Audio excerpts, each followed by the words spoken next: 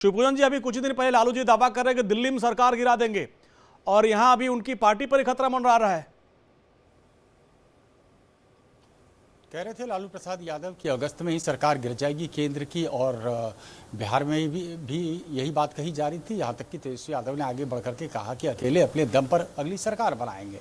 लेकिन जब यहाँ पर इतना कॉन्फिडेंस है तो फिर जगदानंद सिंह को, जो स्टेट प्रेसिडेंट है, कोई छोटे मोटे नेता तो है नहीं, लालू के बाद उन्हीं का कद कहा जाता है कि पार्टी में है, उनके द्वारा ये चिट्ठी लिखा जाना इस बात की तस्दीक करता है कि अंदर कहीं ना कहीं घबराहट है। गौरतलब है कि जो परफॉर्मेंस पार्टी सोच रही थी कि लोकसभा चुनाव में होंगे, वो परिणाम नहीं आए। दूसरी अहम बात है कि आपने गौर किया होगा कि जब फ्लोर टेस्ट हो रहा था, यानी कि नीतीश कुमार ने पाला बदल करके एक बार फिर से मुख्यमंत्री पद की शपथ ली, तो फ्लोर टेस्ट में राजद के कितने नेताओं ने पाला बदला। तो ये डर सता रहा है। डर आखिर क्यों सता रहा है? वजह स्पष्ट है। स्पष्ट वजह यह है कि लालू प्रसाद यादव पर अक्सर आरोप विपक्षी लगाते आ रहे हैं कि वो परिवारवाद को बढ़ावा देते हैं। इस बार दोनों बेटियों को टिकट मिला, तो जो कार्यकर्ता हैं, जो उम्मीद संजोए रहते हैं कि उन्हें भी कभी टिकट मिलेगा। उदाहरण के तौर पर पाटलिपुत्र का हम जिक्र कर लें, यहाँ पर रीतलाल यादव ने ताल ठोक रखी थी कि उनको टिकट मिलेगा। भाई वीरेंद्र ने ताल ठोक रखी थी, टिकट किसी को नहीं मिला तो मीसा भारती को, वो जीत भी गई। तो कुल मिलाकर के ये मैसेज जाना शुरू हो गया है अब राजद में।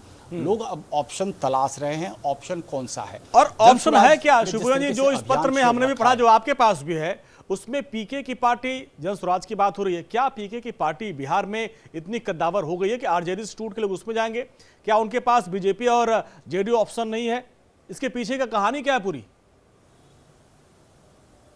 देखिए, जिस हिसाब से इन्होंने एक जन आंदोलन सा खड़ा कर दिया है, लगातार प्रशांत किशोर पैदल यात्रा पे निकल गए हैं, गांव-गांव जा रहे हैं, लोगों को वो मुद्दे बता रहे हैं जो मुद्दे अक्सर लोगों के जहन में तो होते हैं, लेकिन वो विषय कभी चर्चा का हिस्सा नहीं बनता।